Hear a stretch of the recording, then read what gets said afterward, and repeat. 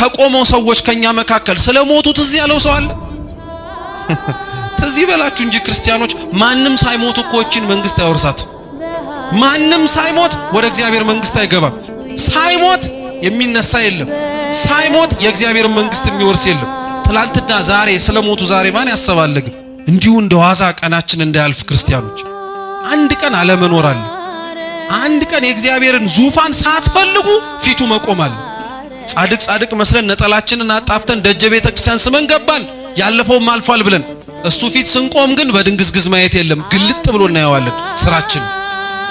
ያ ፍርድን አስባችሁታል እንዴት እንደሚያስጨንቅ? እኛ በዚች ምድር ላይ ስንት ያጎደልነው ፍርድ እኮ አለ።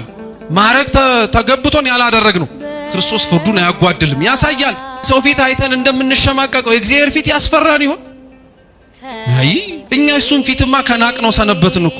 ሰው ላይ እንዴት አድርገን እንደምንጨነቅ መጣ ብለን እንዴት እንደምንንቀጠቀጥ ባለቤቱ መጣ አልመጣ አይሱ ተወው እያልን እኮ ነው የኖርነው እኛ። ያኔ ግን አንላት፣ ያኔ እንታያለን። ምጽአታችን ሞት ሳይቀድመን ነው እኛ መዘጋጀት ያለብን።